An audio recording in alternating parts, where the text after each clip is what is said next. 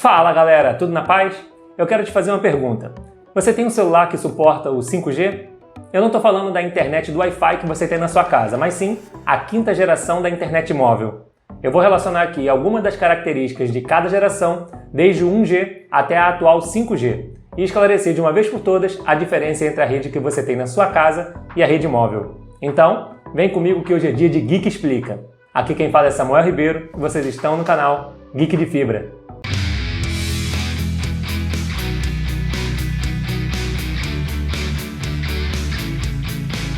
Esse vídeo faz parte da playlist Geek Explica, onde eu tento esclarecer algumas questões do nosso atual cotidiano de forma simples e descomplicada.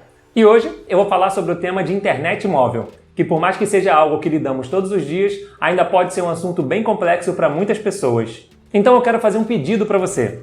Não esquece de deixar seu like nesse vídeo porque ele deu bastante trabalho para produzir.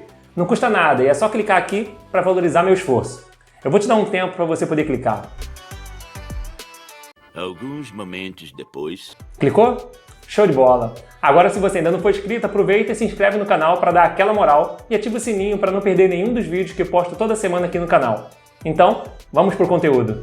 Para que você possa entender o quão revolucionário é o 5G, não adianta somente comparar com a geração anterior, o 4G. Temos que entender a evolução da rede móvel e o tempo que isso levou para chegar até aqui. Se passaram aproximadamente 43 anos desde que foi implantada a primeira geração, mais conhecida como 1G. E desde então, em cada uma das gerações, houve um grande salto na tecnologia usada nos equipamentos de transmissão de dados e também nos celulares. O 1G nasceu no Japão nos anos 70, mais precisamente no ano de 1979. Ele era um sistema de telefonia móvel analógico, projetado exclusivamente para transmissão de voz. Nessa época, o foco era conseguir se comunicar sem ficar preso aos fios. E por isso, quando essa tecnologia foi implantada, foi um grande passo para a comunicação no mundo. E para vocês terem uma noção, esse foi o modelo do primeiro celular comercializado, o Motorola Dynatec 8000X. Foram vendidas somente 2.000 unidades entre os anos de 1983 e 1984. Ele não era um celular comum, e você vai concordar comigo quando ouvir as dimensões dele. Eram 33 cm de altura, 4,5 cm de largura e 8,9 cm de espessura. E ele pesava nada mais nada menos que 794 gramas. Quase 1 kg para carregar no bolso. Bem, acho que ninguém pensava em carregar ele no bolso, e na verdade, ele era pesado para carregar de qualquer jeito. Ele tinha uma memória que permitia armazenar até 30 números de telefone e era possível falar à vontade, por até 1 hora. E depois, tinha que voltar para o carregador para ficar aproximadamente mais 10 horas carregando. Mas o modelo de celular padrão que utilizou a tecnologia do 1G foi o Motorola MicroTAC, e ele já era aproximadamente meio quilo mais leve que o modelo anterior, sendo 348 gramas. Ele foi lançado na década de 80 e já possuía também o dobro de autonomia que o anterior, sendo possível conversar por incríveis 2 horas. Mas ainda não era possível acessar qualquer rede de dados, o que só foi implantado a partir do 2G, que por sua vez já possuía um sistema de telefonia móvel digital. Ele foi implantado no início dos anos 90, e a partir dessa geração, além de realizar chamadas, já era possível enviar mensagens de texto pelo celular, os famosos SMS e MMS. No decorrer do tempo, a segunda geração da rede móvel teve várias melhorias de transmissão de dados. Foram 3 versões dessa geração: o 2G, que permitia fazer chamadas e enviar mensagens, o SMS, o 2.5G, onde já era possível acessar a internet móvel em baixíssima velocidade, mas era possível,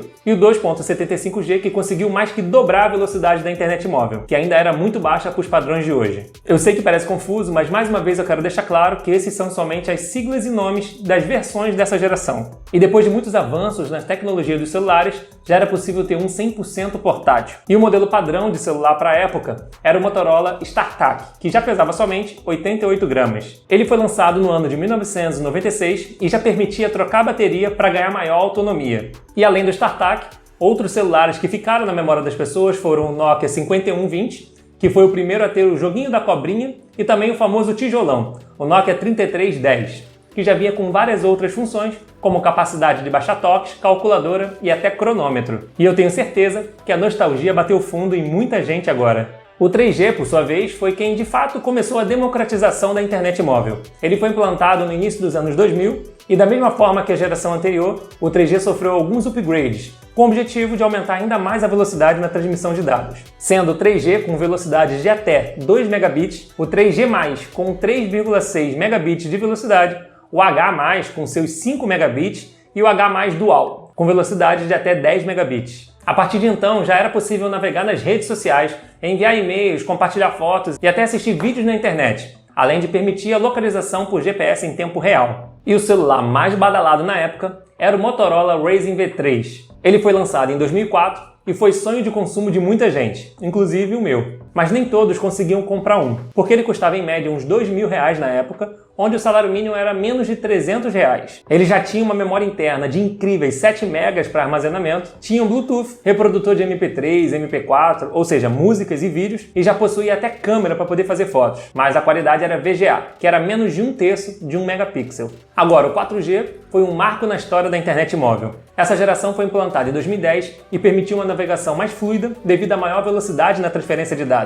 Foi nessa época que os celulares praticamente mudaram de nome, sendo chamados de smartphone, e também foi quando explodiu o uso dos aplicativos. E a partir de então, já era possível realizar videochamadas, transferências bancárias, jogar online e até assistir streaming pelo celular. E da mesma forma que as últimas, essa geração teve também algumas versões, que são o 4G com velocidade de até 40 megabits, o 4G+, que permitia navegar em velocidade de até 100 megabits, e o 4.5G, que não focou no aumento de velocidade, mas sim na instabilidade, pois se conectava a diferentes frequências de transmissão simultaneamente. E isso, além de possibilitar 100.000 conexões por quilômetro quadrado. E eu não acho que seja necessário citar os celulares que marcaram essa geração, porque provavelmente o celular que está na sua mão nesse momento foi desenvolvido com a tecnologia para utilizar o 4G e suas variações. E finalmente, chegamos no 5G. Ele foi implantado em 2018 na Coreia do Sul e ainda está em processo de implantação pelo mundo, inclusive aqui no Brasil. Ele também trouxe melhorias para a conexão dos celulares, sendo um enorme salto de velocidade de transmissão de dados, chegando a 1 gigabit por segundo, aproximadamente 10 vezes melhor do que disponibilizado pelo 4.5G, e com previsão de aprimoramento de rede, onde a velocidade poderá ser otimizada em ainda mais 10 vezes, possibilitando conexão de 10 gigabits por segundo. Isso além de possibilitar a conexão simultânea de 1 milhão de aparelhos por quilômetro quadrado. Esse número pode parecer surreal, mas por mais que hoje realmente seja algo absurdamente alto, lembre-se de que o intervalo de tempo entre uma geração e a implantação de uma nova demora em média 10 anos. E até lá, as demais tecnologias continuarão se desenvolvendo e exigindo cada vez mais acesso à rede. Mas isso não é, de fato, a maior revolução que essa geração vai trazer. Na verdade, você pode nem notar a diferença na utilização de alguns aplicativos ou tarefas, pois o 4.5G já consegue atender muito bem a maioria das pessoas e equipamentos. A revolução vai estar diretamente voltada para precisão e tempo de resposta para cada ação. Por exemplo, hoje se fala muito de carros autônomos, mas para que eles funcionem é necessário que para cada ação eles tenham um tempo de resposta muito pequeno. E é aí que a velocidade de transmissão de dados faz toda a diferença, porque será possível aumentar a precisão do GPS, permitindo saber até em qual faixa o veículo vai estar trafegando. Isso será muito útil também para aplicativos de transporte, delivery e até a utilização de drones e robôs. E outro exemplo é o delay de comunicação, o atraso que acontece em uma conversa entre jornalistas. Sabe quando eles fazem uma pergunta a um repórter que está fora do estúdio e ele demora em torno de 5 segundos para responder? Isso vai acabar, permitindo um diálogo realmente fluido. E tudo isso, além de permitir maior interação com a internet das coisas, onde pessoas se conectam com coisas e coisas também se conectam com coisas, como é o exemplo das inteligências artificiais, dispositivos de casa inteligente e outros. Aproveitando, eu vou deixar um card de um vídeo aqui no canal, onde eu mostro as automações que eu tenho na minha casa inteligente. Até aqui tudo bem, mas como de fato essa evolução acontece? Não é só colocar uma antena mais potente que vai te permitir ter mais velocidade.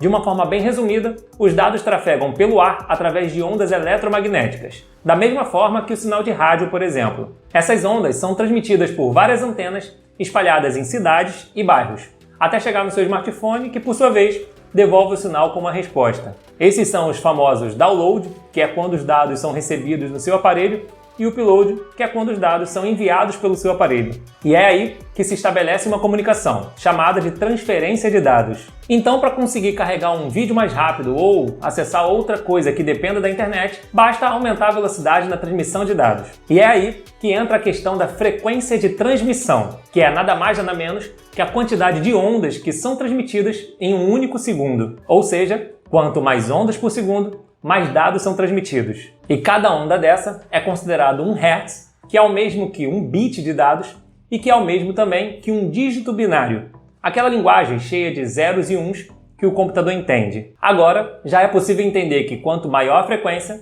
mais dados são transmitidos por segundo. Tudo bem até aqui? A principal frequência que vai transmitir o sinal do 5G é a de 3.5 GHz, que convertido fica aproximadamente 3.5 bilhões de bits de dados em um único segundo. E isso já é uma grande evolução, considerando que partimos de 10.000 bits de dados por segundo no 2G, que foi a precursora da internet móvel. Outro conceito que eu quero explicar é o comprimento das ondas eletromagnéticas. Isso nada mais é que a distância entre duas ondas eletromagnéticas. Então, quanto menor a distância entre as ondas, maior a frequência e, consecutivamente, maior é a quantidade de dados transmitidos. E essa é a proposta do 5G ao utilizar a frequência de 3.5 GHz, que é a maior dentre todas já utilizadas nas gerações anteriores. Mas isso tem um preço. Quando se utiliza uma frequência tão alta, a potência do sinal é comprometida, sendo necessária a instalação de várias antenas para repetir o sinal e permitir que ele chegue mais longe. E além disso, ela também é fraca, perdendo qualidade de acordo com a quantidade de obstáculos que o sinal tiver que atravessar, podendo até mesmo perder a conexão. Agora, acho que você já entendeu que para haver uma evolução na transmissão de dados, é necessário que muita coisa evolua. E isso engloba desde tecnologias de antenas de transmissão até o seu smartphone, que nesse caso é o receptor do sinal. Mas agora, qual a diferença entre a rede móvel e a fixa? Isso é simples. Enquanto as gerações da rede móvel utilizam várias frequências para transmitir os dados, a rede fixa utiliza somente duas no sinal do seu Wi-Fi, que são a 2.4 GHz e a 5 GHz. E como vocês devem ter percebido, o Wi-Fi utiliza uma frequência maior que a do 5G móvel, e isso possibilita sim maior velocidade na transmissão de dados. Mas da mesma forma que as antenas da internet móvel sofrem com limitações para propagar os sinais de alta frequência, o modem da sua internet também sofre. Por isso, o 2.4 GHz do seu modem consegue enviar um sinal bem mais longe que a do 5 GHz. Além de tudo, as antenas que propagam o sinal da internet móvel são infinitamente mais potentes que um roteador residencial simples. E isso em todos os quesitos, desde a distância que eles enviam o sinal até a quantidade de dispositivos conectados simultaneamente. E eu vou aproveitar mais uma vez para deixar um card de um vídeo aqui do canal onde eu apresento os roteadores mesh da Intelbras que eu utilizo na minha casa. Ufa! Acho que eu consegui explicar tudo. E eu só quero lembrar que esse vídeo é apenas um pequeno resumo desse tema que envolve muito mais conteúdo técnico e científico. E eu tive muito trabalho com pesquisas para organizar esse vídeo e, por conta disso, espero que ele tenha sido útil para vocês. Então, depois de toda essa explicação, me diz se você também acha que o 5G vai revolucionar a sua vida ou se só vai melhorar a velocidade da sua internet. Coloca aqui nos comentários a sua opinião para podermos conversar. E se você achou esse conteúdo relevante, vou te pedir mais uma vez para você se inscrever no canal e deixar seu like. E me segue lá no Instagram, @geekdefibra. Lá eu aviso quando eu subo um vídeo novo aqui no canal e também falo sobre tecnologia, filmes e séries que todo geek de fibra gosta. Então é isso, galera. Muito obrigado por ter ficado comigo até o final. Nos vemos em um próximo vídeo. Fica com Deus e fica na paz. E o celular mais badalado da época era o Motorola. E o celular mais badalado na época era o Motorola. E o celular mais badalado na época era o Motorola.